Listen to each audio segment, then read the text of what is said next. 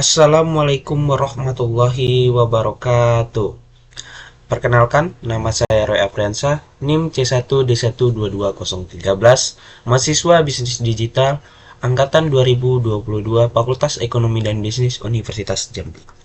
Baik, di sini saya akan mempresentasikan mengenai UAS saya Cyber Security Management, yang mana UAS ini akan menyangkup seluruh materi yang pernah saya presentasi mulai dari pertemuan pertama sampai pertemuan ke-15. Baik, masuk ke materi yang pertama. Definisi cyber security. Jadi, cyber security adalah praktik untuk melindungi sistem teknologi dan perangkat kita dari serangan jahat di dunia maya. Ini termasuk melindungi perangkat keras, contoh komputer, handphone, dan server, perangkat lunak, aplikasi, sistem operasi, data, informasi pribadi, data keuangan, dan lain-lain. Manfaat cyber security. Ada 4 manfaat utama cyber security. Yang pertama, data sensitif terlindungi. Seluruh data Anda bisa terlindungi dengan lebih baik dan terhindar dari ancaman identity theft. Menjaga produktivitas. Dengan cyber security, sistem dan jaringan Anda akan terlindungi dari malware dan ancaman lainnya, sehingga Anda tetap bisa bekerja dengan lebih produktif dan aman. Yang ketiga, waktu pemulihan yang lebih singkat. Meski mengalami data breach atau gangguan lainnya, Anda bisa dengan cepat melakukan pemulihan. Yang keempat, itu ada membangun kepercayaan customer. Dengan sistem keamanan yang kuat, pelanggan tak akan cemas jika data sensitif mereka dieksploitasi oleh hacker dan semakin yakin untuk memulih produk atau layanan Anda. Ada beberapa tipe ancaman terhadap cyber security. Yang pertama, cybercrime. Apa itu cybercrime? Cybercrime memanipulasi data, transaksi data secara ilegal hingga pengerusakan pada sistem komputer. Ini adalah jenis kejahatan yang disebut sebagai cybercrime. Selain ingin menimbulkan kacau pada sistem komputer, biasanya juga ingin mencari keuntungan berupa materi. Yang kedua, cyber attack. Hampir sejenis apa yang disebut dengan cybercrime. Cyber attack ini biasanya terjadi kepada perusahaan dengan nama besar atau ada kepentingan politik. Tujuannya hampir sama, yaitu menciptakan kerusuhan atau mencari keuntungan. Namun, yang paling berbahaya adalah mencuri data. Yang ketiga, cyber terrorism. Jika serangan cyber sampai menimbulkan ketakutan yang amat akut, bahkan menciptakan kepanikan massal, hal itu disebut dengan cyber terrorism. Pola yang dilakukan pun serupa, memberi ketakutan hingga publik merasa bingung dan panik. Bagaimana cyber security bekerja? Ini ada beberapa tahapan cyber security bekerja. Yang pertama, cyber 2-way authentication, selanjutnya ke secure password, ke regular update, antivirus, firewall, no phishing, encryption, dan secure DSN. Resiko dan sistem keamanan dalam cyber security management. Resiko, sesuatu yang akan terjadi yang dipengaruhi oleh faktor kemungkinan likelihood, berupa ancaman terhadap beberapa kelemahan yang menghasilkan dampak, impact, yang merugikan perusahaan. Sistem keamanan, semua tindakan yang dilakukan maupun aset yang digunakan untuk menjamin keamanan perusahaan. Selanjutnya itu keamanan jaringan. Definisi keamanan jaringan. Keamanan jaringan atau dalam bahasa Inggris disebut network security adalah bagian dari cyber security yang fokus pada perlindungan jaringan komputer dan sumber dayanya. Tujuan utama keamanan jaringan adalah untuk mencegah dan memantau akses tidak sah, penyalahgunaan, modifikasi atau penolakan terhadap jaringan komputer dan sumber daya yang dapat diakses jaringan. Manfaat keamanan jaringan.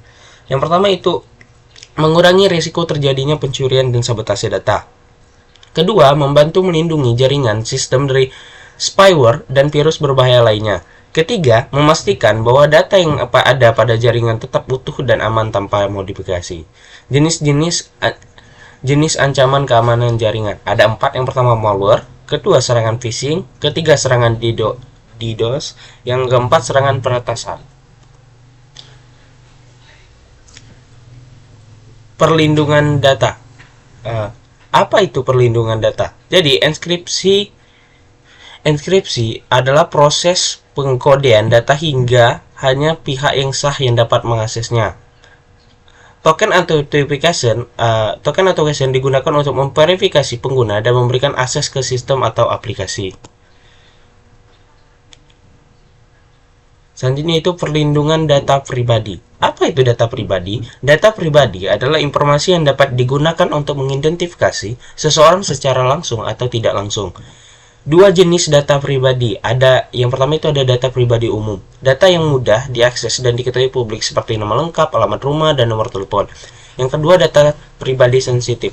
Data yang memerlukan perlindungan khusus karena dapat menimbulkan resiko yang lebih besar bagi individu jika disalahgunakan, seperti informasi kesehatan, informasi keuangan, dan data biometrik. Apa itu privasi?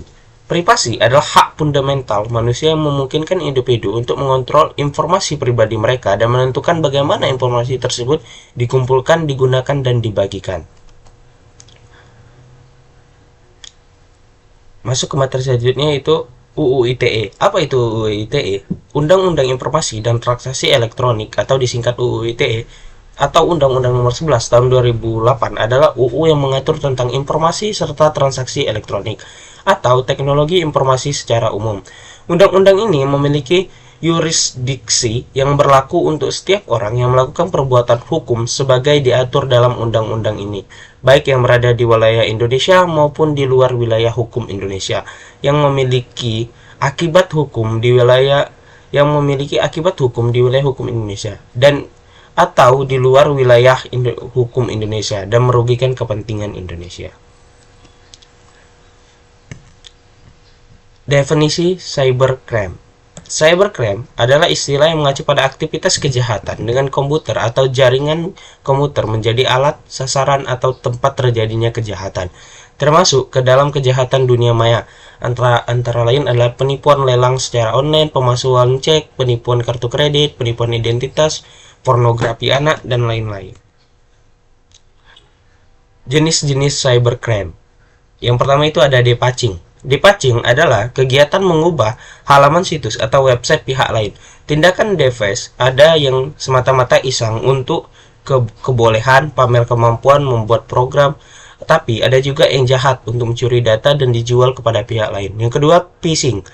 Phishing adalah kegiatan memancing memakai komputer di internet user agar mau memberikan informasi data dari pemakai username dan kata sandinya, password, pada suatu website yang sudah di-device. Yang ketiga, malware.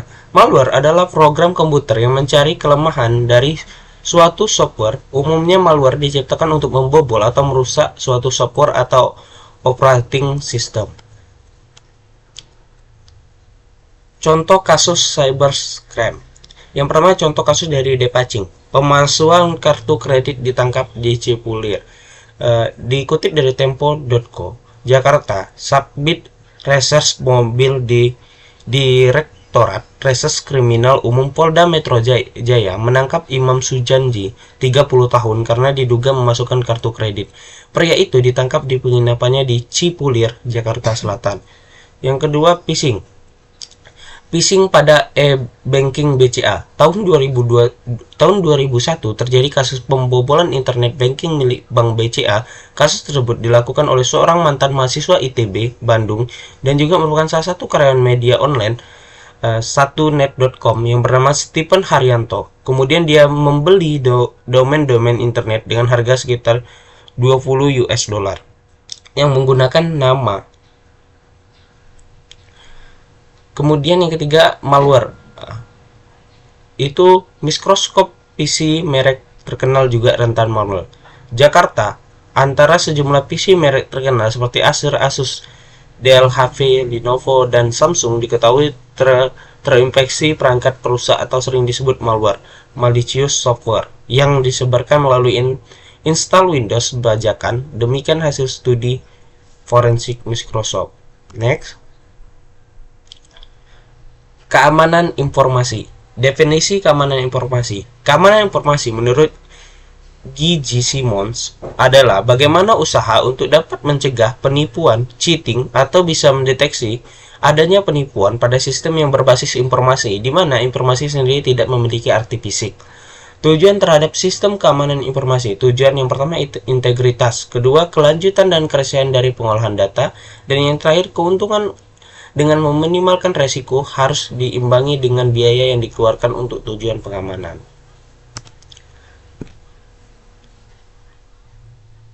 Ancaman keamanan informasi. Yang pertama ada hardware, software, kedua software failure, yang ketiga kegagalan SDM, keempat alam, kelima keuangan, keenam eksternal, dan yang terakhir internal. Selanjutnya kebijakan keamanan informasi. Ada 5 yang termasuk dalam kebijakan keamanan informasi. Yang pertama ada privasi, confidential, restricted, internal use, dan public. Selanjutnya itu ISO 17799. ISO atau The International Organization for Standardization dan IEC The International Electronic Commission membentuk sistem khusus untuk standarisasi universal. Badan-badan nasional anggota ISO dan IEC berpartisipasi dalam pengembangan standarisasi nasional melalui panitia teknis yang disepakati oleh organisasi-organisasi yang terpercaya keahliannya dalam aktivitas-aktivitas teknis. ISO 17799 terdiri dari yang pertama ada Business Continuity Planning, System Control Access, System Development dan Maintenance, Physical and Environmental Security, Complication, Personal Security, Security Organization, Computer and Network Management, Access Classification and Control, Security Police.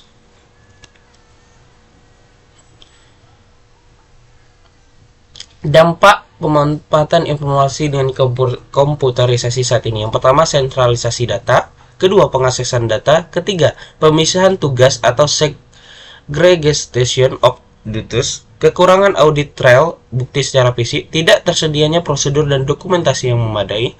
Pengetahuan teknologi yang tinggi. Teknologi telah mengubah pola berbisnis, tingkat otoritas, dan yang terakhir keterlibatan audit. Kebutuhan atas strategi keamanan sistem informasi. Informasi yang dihasilkan oleh komputer merupakan hal yang penting untuk mensukseskan bisnis. Teknologi yang baru telah mengubah pola lingkungan bisnis, termasuk ancaman dan serangan dari luar lingkungan. Keamanan sistem informasi merupakan kunci keberhasilan untuk menggunakan alat bantu, baik dalam bentuk hardware maupun software, dalam berbisnis dan pemrosesan. Penerapan kebijakan dan standar yang memadai akan menentukan arah keamanan sistem informasi. Next, materi selanjutnya Artificial Intelligence atau AI. Menurut Reed 1991, kecerdasan buatan adalah sebuah studi tentang bagaimana membuat komputer mengerjakan sesuatu yang dapat dikerjakan manusia.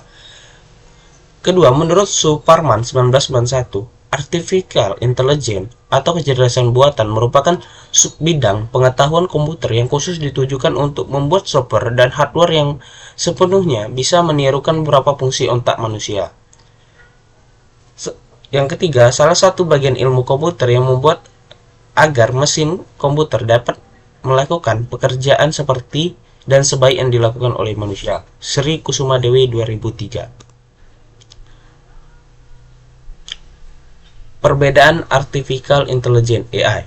Yang pertama, kecerdasan buatan itu lebih permanen, lebih mudah diduplikasi dan disebarkan, lebih murah, konsisten dan menyeluruh karena kecerdasan buatan adalah bagian dari teknologi komputer, dapat didokumentasi dengan cara mencetak setiap aktivitas dari sistem tersebut, dapat mengeksekusi tugas tertentu lebih cepat, dapat menjalankan tugas tertentu lebih baik dari banyak atau kebanyakan orang. Untuk menambah pengetahuan harus dilakukan melalui sistem yang dibangun. Kesembilan, harus bekerja dengan input-input simbolik, dan yang terakhir sangat terbatas. Kedua, kecerdasan alami. 1. Cepat mengalami perubahan atau bersifat lebih kreatif. Tidak mudah diduplikasi dan disebarkan karena mentransfer pengetahuan manusia dari satu orang ke orang lain membutuhkan proses yang sangat lama. Dan juga suatu keahlian itu tidak akan pernah dapat diduplikasi dengan lengkap. 3. Lebih mahal karena harus mendatangkan seorang untuk mengerjakan sejumlah pekerjaan dalam waktu yang sangat lama. 4. Senantiasa berubah-ubah.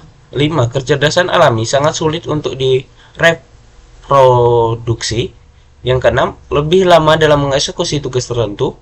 7. Memiliki kelemahan dalam menjalankan tugas tertentu. 8. Kreatif karena kemampuan untuk menambah ataupun memenuhi pengetahuan itu sangat melekat pada jiwa manusia. 9. Memungkinkan orang untuk menggunakan pengalaman secara langsung. 10. pemikiran manusia dapat digunakan secara luas.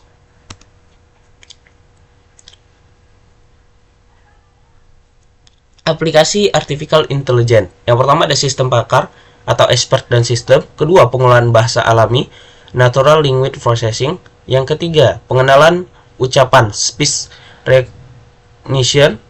Yang keempat, Robotica and System Sensor, Robotic and Sensor System. Kelima, Computer Vision. Keenam, Intelligent Computer Aided Instruction. Ketujuh, Game Playing. Contoh penerapan Artificial Intelligence. Contoh penerapannya ada di asisten virtual. Asisten virtual AI atau dalam bahasa Inggris AI Virtual Assistant adalah program komputer yang menggunakan kecerdasan buatan AI untuk mensimulasikan percakapan dan interaksi dengan manusia. Keamanan jaringan, Firewall Management. Definisi firewall. Yang pertama, firewall merupakan bagian perangkat keamanan dapat berupa software ataupun hardware yang dirancang khusus untuk memfilter informasi di antara jaringan publik dan jaringan privat. Rafiuddin 2006. Kedua, firewall adalah suatu mekanisme yang mengatur lalu lintas informasi antara jaringan internal perusahaan dengan jaringan eksternal internet berdasarkan aturan-aturan yang ditetapkan. Yang ketiga, firewall merupakan alat untuk mengimplementasikan kebijakan keamanan. Tujuan. Yang pertama ada kelebihan firewall. Menjadi titik fokus sistem keamanan jaringan. Merupakan perwujudan dari kebijakan sistem keamanan suatu jaringan. Mencatat trafik secara efisien. Membatasi akses internet komputer di internet.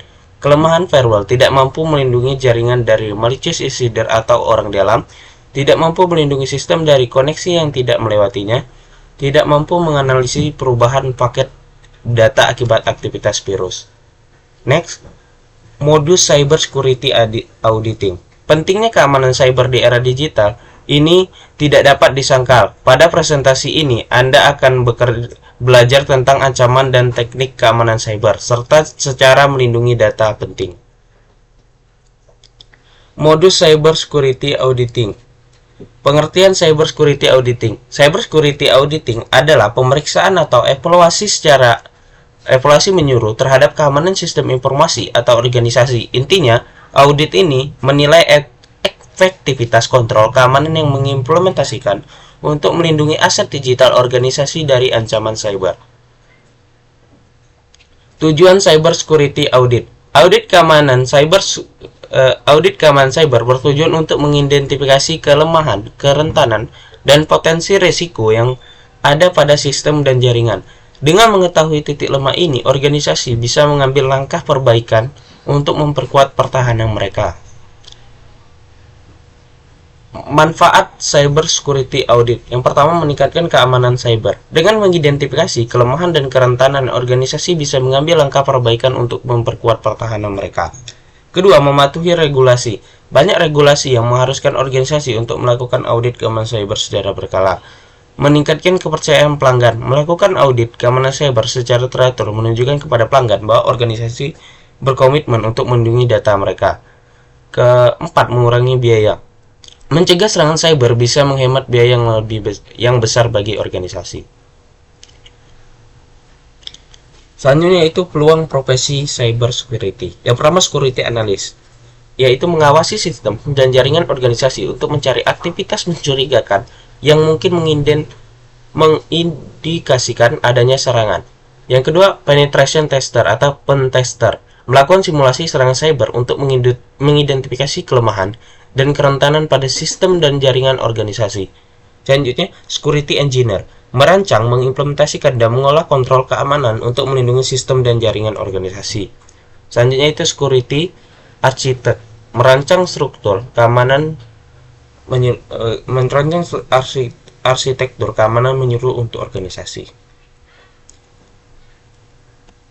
Mungkin itu saja yang bisa saya sampaikan. Lebih dan kurang saya mohon maaf. Saya akhiri. Wassalamualaikum warahmatullahi wabarakatuh.